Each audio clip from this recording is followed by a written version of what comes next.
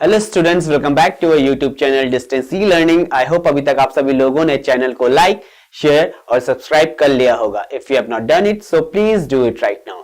बच्चों, आप लोग हमें इंस्टाग्राम में भी फॉलो कर सकते हैं और अपने जो भी डाउट्स है वो वहां पे आप हमें सेंड कर सकते हो। सो जैसे कि आप सभी को पता होगा बच्चों, आप सभी लोगों का पेपर सीबीएसई का मैथ्स जो है 11th ऑफ मार्च को है, तो डेट नजदीक आ चुकी है एंड आई होप आप सबका प्रिपरेशंस अभी तक का ओके चल रहा होगा और सबकी कमांड हो गई होगी मैथमेटिक्स में। तो बच्चों, आज हम यहाँ पे देखेंगे कि हमारे पास जो सीबीएसई होता है उसका मार्किंग स्कीम क्या होता है और जो क्वेश्चंस आपको नहीं आते पेपर्स में उसको आप कैसे अटेम्प्ट करोगे ताकि आपको कुछ मार्क्स वहां पे एलोकेट हो जाए। ओके तो यहां पे ध्यान दीजिएगा बच्चों, आपके पास सबसे इंपॉर्टेंट क्या होता है? Presentation of a question. Clear है कि आप प्रेजेंट कैसे कर रहे हो। फॉर एग्जाम्पल, हम सभी लोगों के घर पे खाना बनता है।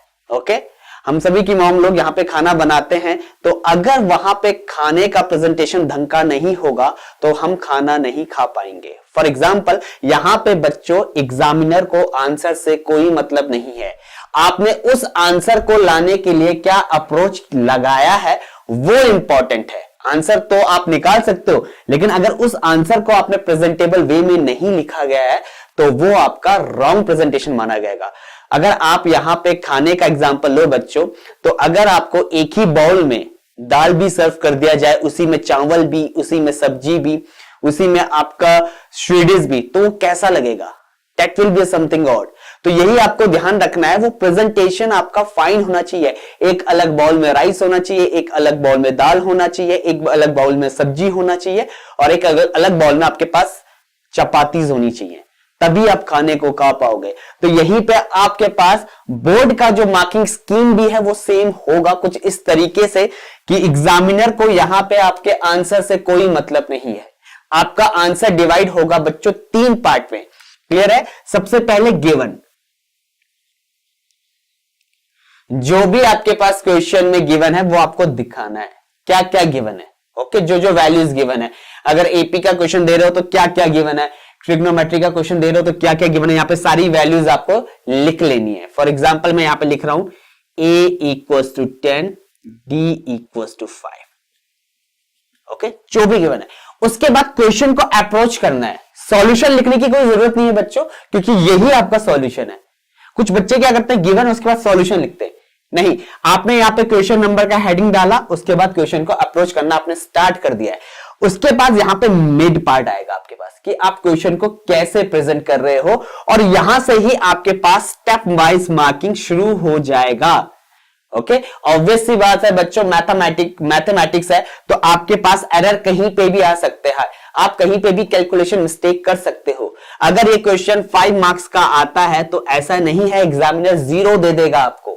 ओके तो आपको ध्यान देना है, यहां पे आपके पास प्रेजेंटेशन आएगा, जो भी आप क्वेश्चन को अप्रोच कर रहे हो, लास्ट में आप कैसे क्वेश्चन को खत्म कर रहे हो, कंक्लूड कर रहे हो, तब एग्जामिनर आपका यहां पे अप्रोचेस देखेगा कि आपने क्या क्या यहां पे कंसेप्ट लगाए हैं।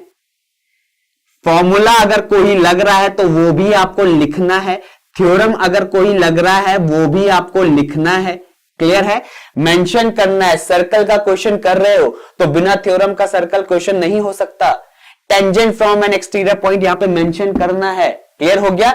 ऐसी अगर ट्रिग्नोमेट्री का क्वेश्चन कर रहे हो, प्रूफ कर रहे हो, जो भी आइडेंटिटीज लगा रहे हो उसे मेंशन करना है बच्चों, ताकि एग्जामिनर को पता चले कि आपने क्या किया है। लास्ट में आपके पास आ जाएगा आंसर का पार्ट। अगर आपसे आंसर पूछा है तो यहां पे आप आंसर को मेंशन कर दिए कि ये मेरा आंसर है, और अगर प्रूफ पूछा है तो लास्ट में आपके पास हेंस प्रूव्ड आ जाएगा।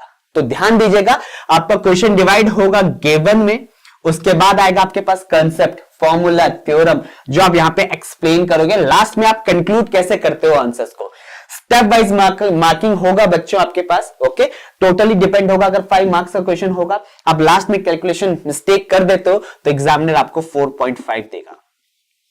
ओके अब मूव करते हैं जो क्वेश्चंस आपसे नहीं होते बच्चों, तो उन क्वेश्चंस को आपको क्या करना है, सबसे पहले उन क्वेश्चंस को आपको सबसे लास्ट में अटेम्प्ट करना है। उसके बाद अगर आपने पूरे साल भर मैथमेटिक्स पढ़ा है तो आपको यह क्लियर हो जाएगा कि वो क्वेश्चन किस टॉपिक से बना है।